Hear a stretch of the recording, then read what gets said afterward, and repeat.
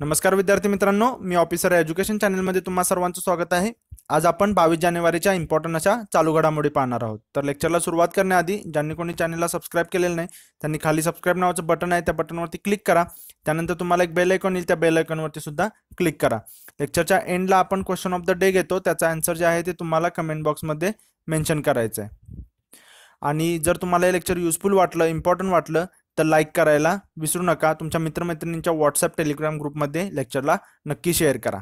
लेक्चरच्या सुरुवातीला आपण कालचा जो क्वेश्चन आहे त्याची इथे रिव्हिजन करतो। चला तर मग आता सुरुवात करू आपण कालच्या क्वेश्चन पासून। बघा, सीसॅटची सिरीज सुद्धा आपण चालू केलेली आहे, तर तुम्ही सीसॅट वरती जास्त फोकस करणं आता अपेक्षित आहे।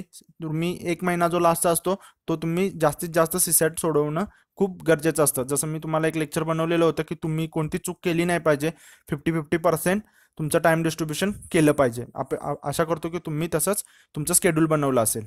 चला बघू आता पहिला कालचा क्वेश्चन। पंतप्रधान नरेंद्र मोदी यांनी भारतीय चित्रपटांच्या राष्ट्रीय संग्रहालयाचे उद्घाटन कुठे केले? ओके, तर याचं उत्तर काय आहे? पर्याय क्रमांक 3 मुंबई। बरोबर, याचं जे पंतप्रधान नरेंद्र मोदी यांनी उद्घाटन केले, तर तुम्हाला हे पण लक्षात ठेवायचं आहे की नरेंद्र मोदी क्वेश्चन मधून क्वेश्चन क्रिएट करायची सवय ठेवा, कारण तुम्हाला असंही विचारलं जाऊ शकते की कोणी उद्घाटन केले आणि याचा उद्देश काय आहे तो पण माहिती असला पाहिजे। तर तरुण पिढीला भारतीय सिनेमाबद्दल माहिती मिळणे, त्यांना या गोष्टी समजण्यासाठी उत्तम संधी असावी हे होतं। आणि या थ्रू जे या क्षेत्रामधील ज्या व्यक्ती आहेत त्यांच्या रिलेटेड ज्या गोष्टी आहेत, त्यांनी जो संघर्ष केला याची सविस्तर माहिती या संग्रहालया थ्रू अवेलेबल होणार आहे। एवढं जस्ट तुम्हाला माहित पाहिजे। बघू आता आजच्या न्यूज। बघा, न्यायमूर्ती आसिफ खोसा, आपण यांच्याविषयी थोड्या दिवसापूर्वी न्यूज पाहिलेली होती की न्यायमूर्ती आसिफ खोसा यांची जी आहे ती पाकिस्तानच्या मुख्य न्यायाधीश म्हणून त्यांची नेमणूक झालेली होती। मग आता त्यांनी शपथ ग्रहण केलेलं आहे आणि आता ते पदावर रुजू झालेले आहेत। तर तुम्हाला एक्झाम पॉईंट ऑफ व्ह्यूने काय काय विचारलं जाऊ शकतं की ते जे आहेत ते कितवे मुख्य न्यायाधीश आहेत? तर ते आहेत 26वे मुख्य न्यायाधीश। आणि त्यांना शपथ कोणी दिली? तर राष्ट्रपती आरिफ अलवी यांनी दिलेली आहे। आणि ते कोणाची जागा घेणार आहेत? तर शाकिब निसार यांची जागा घेणार आहेत। ओके, हे जस्ट तुम्हाला माहित पाहिजे। आणि यांच्याविषयी विशेष सांगायचं झालं तर हे पाकिस्तानच्या माजी मुख्य न्यायाधीश नसीम हसन शाह यांचे जावई आहेत ते। ओके, हे काय विचारतील न विचारतील, पण जस्ट तुम्हाला माहित असावं हे। आणि इमेज जी आहे ती न्यायमूर्ती आसिफ खोसा यांची आहे।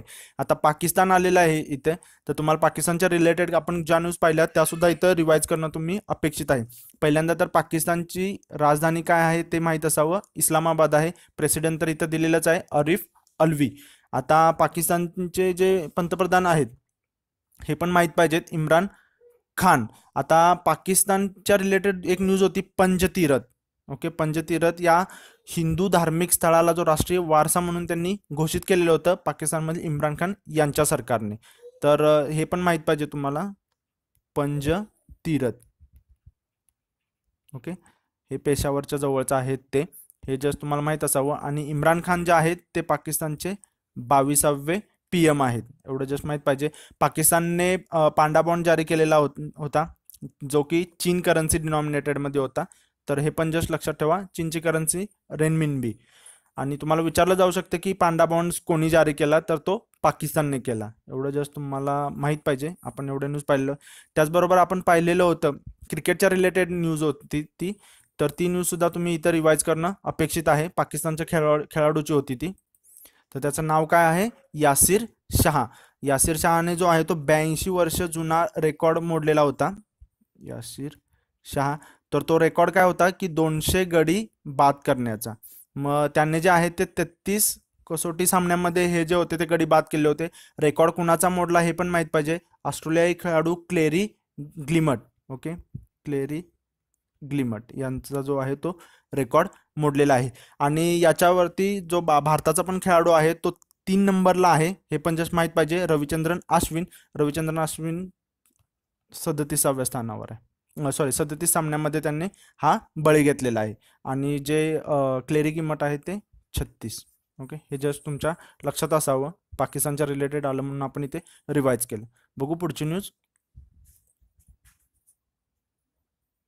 महंत शिवकुमार स्वामीजी, आता हे न्यूजमध्ये आहेत, तर का न्यूजमध्ये आहेत हे पहिल्यांदा बघा। तर यांचं निधन झालेलं आहे वयाच्या 111व्या वर्षी. ओके. आणि हे यांना जे आहे ते कर्नाटकचा चालता देव म्हणून ओळखलं जातं, वॉकिंग गॉड म्हणून यांना ओळखलं जातं. आणि हे फेमस कशासाठी आहेत तर त्यांनी सिद्धगंगा मठाचं जी आहे ती स्थापना केली तुमकुरू येथील सिद्धगंगा मठाचे, आणि ते प्रमुख आहेत त्याचे. मग त्यांना पद्मभूषण आणि कर्नाटक रत्न हे पुरस्कार सुद्धा मिळालेले आहेत. तर का मिळाले तर त्यांनी कल्याणकारी काम केलेलं आहे. बघा, त्यांनी सिद्धगंगा मठाची स्थापना केली, जे की पुणे बेंगळूर महामार्गावर बेंगळूरपासून 64 किलोमीटर अंतरावर आहे. त्यांनी सिद्धगंगा एज्युकेशन सोसायटीची स्थापना केली आणि या संस्थेमध्ये 9,000 विद्यार्थ्यांना त्यांची जात धर्म यांचा विचार न करता मोफत शिक्षण, निवास, भोजन मिळते. म्हणजे खूप चांगलं काम केलेलं आहे यांनी. आणि मठाच्या माध्यमातून आतापर्यंत 130 शैक्षणिक संस्थांची उभारणी केलेली आहे. आणि लिंगायत वीरशैव समाजाचे गुरु असलेले हे स्वामी त्यांना वॉकिंग गॉड म्हणून ओळखलं जातं, म्हणजेच काय चालता देव म्हणून यांना ओळखलं जातं. आणि मग त्यांच्या कार्याची दखल घेत 1965 मध्ये त्यांना मानद डॉक्टरेट पदवी कर्नाटक विद्यापीठाने दिलेली आहे. त्यांना कर्नाटक रत्न या पुरस्काराने सुद्धा सन्मानित केलेलं आहे त्यांच्या वयाच्या 100व्या वर्षी, म्हणजे 2007 साली. हे पण तुम्ही नोट करून ठेवा. असं तुम्हाला मल्टीलाइनर क्वेश्चन जर आला तर ह्याच्यामध्ये सांगितलं जाऊ शकतं की 100व्या वर्षी दिला कर्नाटक रत्न दिला, हे माहीत असणार सगळ्यांना, पण ते 100व्या वर्षी दिला किंवा इयर लक्षात ठेवायचं आहे तर 2007. पद्मभूषण मिळालेलं आहे 2015 साठी. एवढं जस्ट तुम्हाला यांच्याविषयी माहिती असणं गरजेचं आहे.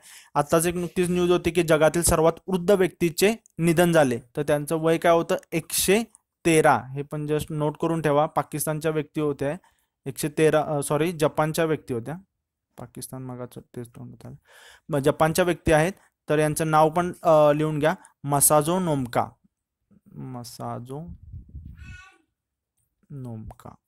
ओके. आणि ॲक्च्युली जपान जे फेमसच आहे याच्यासाठी की तिथली लोक खूप वृद्ध असतात. आणि यांची जी आहे ती गिनीज बुक ऑफ रेकॉर्डने सुद्धा नोंद केलेली होती एप्रिल 2018 मध्ये की सर्वात वयोवृद्ध म्हणून. ओके. हे जस्ट तुम्हाला माहित असावं कारण आता यांचं पण वय 111 आहे म्हणून मी तुम्हाला इथं सांगितलं. बघू पुढे. मेहुल चोक्सी. आता मेहुल चोक्सी तुम्हाला आठवत असेल की पंजाब नॅशनल बँकेचा जो घोटाळा झालेला होता त्याच्यामधले हे आरोपी आहेत. तर ते आहे ते हिरे व्यापारी आहेत आणि त्यांनी भारताचं नागरिकत्व सोडलेलं आहे. बघा मग कशी ही योग्य गोष्ट आहे का? तुम्ही आता फ्रॉड केलाय आणि तुम्ही आता मग देशाचं नागरिकत्व सोडताय. आणि त्यांचं म्हणणं पण काय आहे बघा की आपण नियमांच्या अधीन राहूनच आहे ते नागरिकत्व सोडलेलं आहे आणि एंटिगाचं नागरिकत्व घेतलेलं आहे. म्हणजे त्यांनी एंटिगाचं केलेलं आहे आणि नागरिकत्व सोडताना त्यांना जो भारतीय पासपोर्ट असतो तो परत जमा करावा लागतो. मग त्यांनी जो आहे तो एंटिगाच्या उच्चायुक्तालयात तो भारताचा पासपोर्ट आहे तो जमा केलेला आहे. त्यांनी पंजाब नॅशनल बँकेमध्ये बघा 14,000 कोटी रुपयांचा घोटाळा केल्याचा त्यांच्यावर आरोप आहे. आणि हे जे नागरिकत्व सोडण्यासाठी त्यांनी 177 अमेरिकी डॉलरचा ड्राफ्ट जो आहे तो जमा केलेला आहे. आता 14,000 कोटी केलेला आहे. मग हे जे मेहुल चोक्सी आहेत यांना फरार आर्थिक गुन्हेगार म्हणून घोषित करण्यासाठी जी याचिका आहे ती दाखल केलेली आहे. ओके.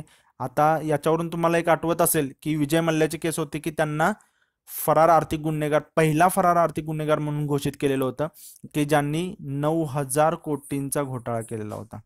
9,000 कोटी. मग तुम्हाला एक्झाम पॉइंट ऑफ व्ह्यूने काय विचारलं जाऊ शकतं की फरार आर्थिक गुन्हेगार कोणत्या निकषांवरती ठरवला जातो?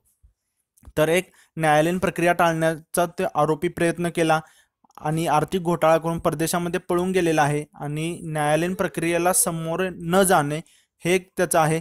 आणि कारवाई होईल म्हणून परदेशातून भारतामध्ये येण्यास नकार देणं. आणि त्यांची जी घोटाळा केलेला आहे ती अमाऊंट किती पाहिजे तर 100 कोटींपेक्षा जास्त पाहिजे. 100 कोटींपेक्षा जास्त पाहिजे. हे एक नोट करून ठेवा. तुम्हाला ही अमाऊंट विचारली जाऊ शकते. यांनी तर 14,000 कोटी केलेला आहे आणि त्यांनी 9,000 कोटी केलेला आहे, म्हणजे खूपच झालं. त्यामुळे तुम्हाला एवढं जस्ट माहीत असावं की अमाऊंट ही लक्षात ठेवा कारण हीच विचारली जाऊ शकते अमाऊंट. आणि हे यांनी जे आहे ते कोणत्या देशाचं नागरिकत्व घेतलं. बघू पुढे. हलवा कार्यक्रम कशासाठी? आता तुम्ही म्हणाला हा हलवा कार्यक्रम ॲक्च्युली आहे काय? तर हा जो कार्यक्रम आहे आता अर्थसंकल्प जाहीर होईल या करंट फायनान्शियल इयरसाठी. मग तो कसं असतं फायनान्शियल ज्यावेळेला अर्थसंकल्पाचं काम पूर्ण होतं त्यावेळेला ते अर्थसंकल्पाचं जे डॉक्युमेंट असतं ते छपाईला दिलं जातं आणि मग ते छपाईला दिल्यानंतर ते जोपर्यंत रीडिंग होत नाही त्याचं, तोपर्यंत त्याच्याशी रिलेटेड ज्या ज्या व्यक्ती असतात त्यांना बाहेर जाण्यास परवानगी नसते. कारण त्या जर बाहेर गेल्या तर त्या डॉक्युमेंटमध्ये, अर्थसंकल्पामध्ये काय काय गोष्टी आहेत त्या एक्सपोज केल्या जाऊ शकतात, त्या बाहेर कळू शकतात. मग आता तुम्ही म्हणाल की मग त्या आता ज्यावेळेला छापून येईल त्यानंतर मग त्या माहिती सगळ्यांना कळणारच आहेत, मग अगोदर कळल्या तर काय एवढं फरक पडणार? तर फरक पडतो. कारण कसं असतं की स्टॉक मार्केट रिलेटेड ज्या कंपन्या असतात त्यांचे स्टॉक लिस्टेड असतात.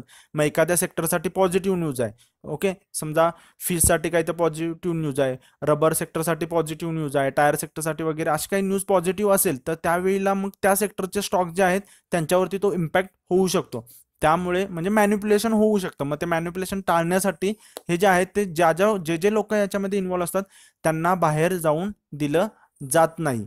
आणि मग त्यांना जे आहे ते बघा, अर्थ मंत्रालयाच्या अधिकृत कार्यालय असलेल्या नॉर्थ ब्लॉक या इमारतीमध्ये बंदिस्त केलं जातं. अर्थ मंत्रालयाचे अधिकृत कार्यालय, हे लक्षात ठेवा, नॉर्थ ब्लॉक या इमारतीमध्ये त्यांना जे आहे ते तिथं बंदिस्त करून ठेवलं जातं. आता एवढं काम केलेलं असतं, बंदिस्त केलं जातं, मग त्यांना याच्यापासून एक रिलीफ मिळावा म्हणून हा एक हलवा कार्यक्रम आयोजित केला जातो. आणि हे जस्ट आहे, मग त्यांना जे आहे ते इवन जे न्यूजपेपरवाले जे असतात पत्रकारांना सुद्धा त्यांना भेटून दिलं जात नाही जोपर्यंत हे रीड केलं जात नाही तोपर्यंत. तुम्ही बघत असाल की लाईव्ह असतं टीव्हीवरती, पण अगोदर काहीही कळत नाही. जरी न्यूजमध्ये आलं की समथिंग टॅक्स स्लॅब आता चेंज होणार 5 लाखापर्यंत, पण पुढे क्वेश्चन मार्क असतो, जोपर्यंत रीड होत नाही तोपर्यंत ते एक्सपोज केलं जात नाही. हे जर तुम्हाला बॅकग्राऊंड माहीत असावं म्हणून हे घेतलेलं आहे. आणि बघा, या छपाईचे काम जे आहे ते अर्थ मंत्रालयाच्या तळमजल्यावर करण्यात येते आणि 1980 पासून इथेच मध्ये करण्यात येते. हे जस्ट मठामध्ये आलेलं होतं, तिथून मी हे तुमच्यासाठी घेतलेलं आहे. आशा करतो तुम्हाला हे लेक्चर युजफुल वाटते, इम्पॉर्टंट वाटते आणि तुम्ही तुमच्या मित्रमैत्रिणींच्या व्हॉट्सअप आणि टेलिग्राम ग्रुपमध्ये याला शेअर कराल. बघा, क्वेश्चन ऑफ द डे, खालीलपैकी कोणी पाकिस्तानचे मुख्य न्यायाधीश म्हणून शपथ घेतली? तुम्हाला इथे खाली 4 पर्याय दिले आहेत. आशा करतो की तुम्ही याचा आन्सर कमेंट बॉक्समध्ये मेन्शन कराल. भेटू पुढच्या लेक्चरमध्ये, तोपर्यंत धन्यवाद.